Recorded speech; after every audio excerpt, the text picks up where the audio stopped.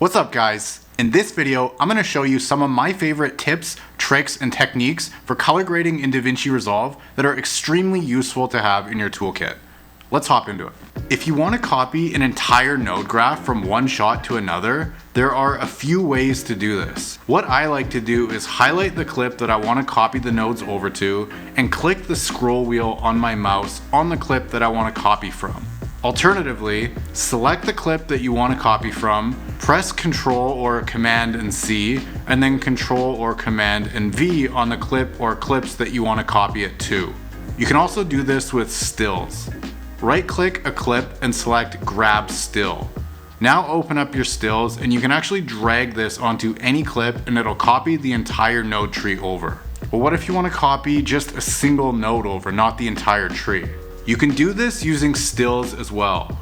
Right-click your still and select Display Node Graph. Now you can highlight the node that you want to copy and drag it onto your node tree. Something that I find extremely useful in Resolve are what are called shared nodes.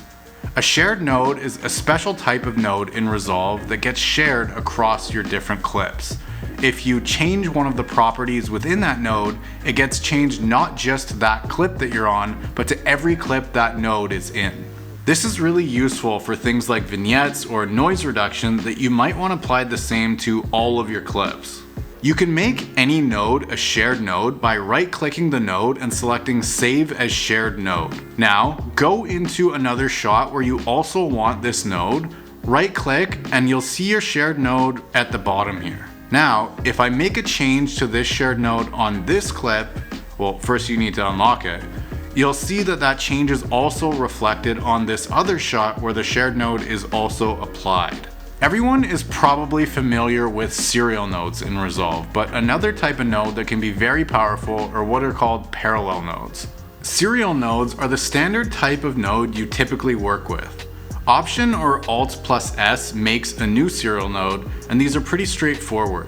You take the original clip, you make some changes, and then that clip gets passed on to the next node, and then the next one, and so on. The changes happen in the order they appear in the node graph, like a flowchart. With parallel nodes, it works totally different. Let's make a parallel node by hitting Alt or Option plus P. You can also right-click, Add Node, Add Parallel Node. What you'll see now is two nodes on top of one another that both take the same input clip and then both get fed into what's called a mixer node. I'm going to use power windows to illustrate what's going on here. Let's create a power window on the top clip in the parallel here and then make a really obvious offset adjustment. Now on the bottom clip, I'll make another power window, and on this one I'll make an offset adjustment of a different color and have the two windows overlap. What you'll see now is that in the areas where the two power windows overlap, they actually sort of cancel each other out. And that's because this mixer here is equally combining these two nodes together into one output, and because the two colors here are complementary, they cancel each other out. If I were to change one of the colors, you'll start to see the two power windows overlap and the colors start to mix together. One thing to note here is that the order of the nodes in your parallel tree doesn't matter. They get mixed equally in the mixer. Parallel nodes are pretty useful for things like power windows to keep your graph organized. For example, if you wanted to create several masks on your clip with serial nodes, your graph pretty quickly gets out of hand. Whereas with parallel nodes, you can keep your node tree organized and easier to follow. This is another really powerful node type that I don't think a lot of people fully understand, but it's extremely powerful, and it's the layer mixer node. To create a layer mixer node, hit Option or Alt plus L, or right-click and hit Add Node, Add Layer Mixer Node. Now, when I touched on parallel nodes, I noted that the order of these nodes going into the mixer didn't matter. With layer nodes, they do matter. These nodes you can think of operating like layers in Photoshop or in After Effects, where the layers stack on top of one another. Except for some reason, Resolve decided to work from bottom to top, where the bottommost node is actually the top layer. I don't know why they did it like this, but that's how it is.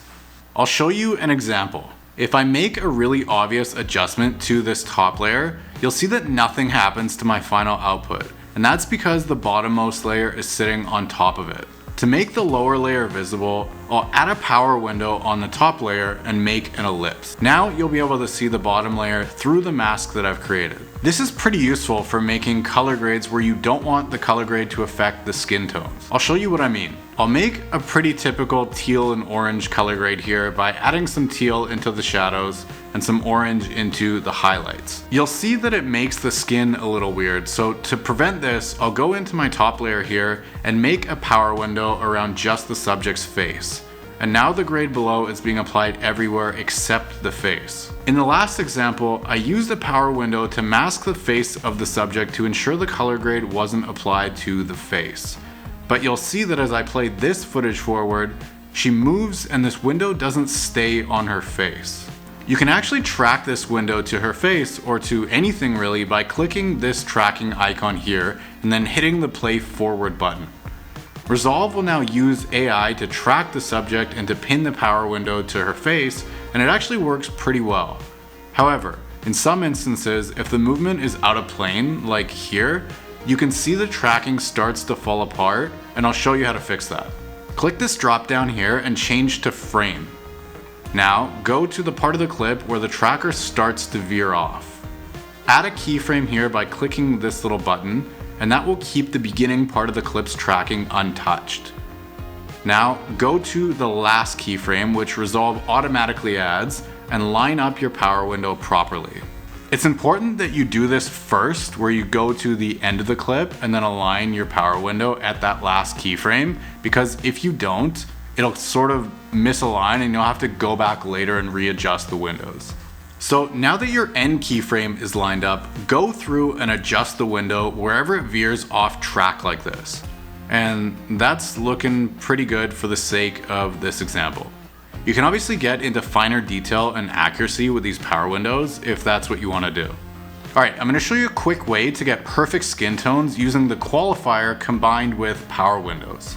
I'll first make some pretty quick primary adjustments to my log clip, which I'll do using the waveform graph. I'll first drop the lift so that the darkest portions of the graph go down to almost the bottom like this, and then I'll raise the gain up until the face is kind of sitting around the 8 to 900 on the waveform, and then I'll just eyeball the mids like so, and also increase the saturation to bring the clip to life. You can also just use a color space transform to convert from log to Rec 709, but I wanted to illustrate how easy it is to just do it manually. Next up, add a new node for your skin tones, and we're going to use the qualifier to key out the skin tones. To show only what I've selected with the qualifier, hit Shift plus H. To refine this selection, I'll adjust the hue, saturation, and luminance selection until it looks okay. And now I'll clean it up a little more with the clean blacks, clean whites, and the feather controls like so. You'll see that I'm picking up part of the background, which I don't want, so I'm gonna add a power window to my face.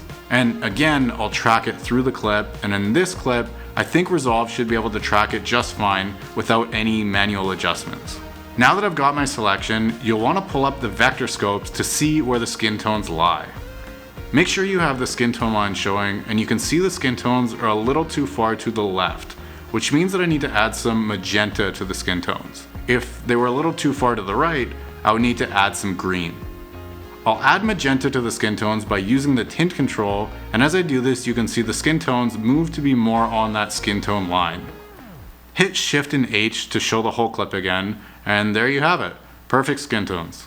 Alright guys, that's it for this video. I hope that you found it useful. If you did and you want to keep seeing stuff like this, make sure to hit that like button and subscribe so you don't miss out on my next video. I will see you in the next video.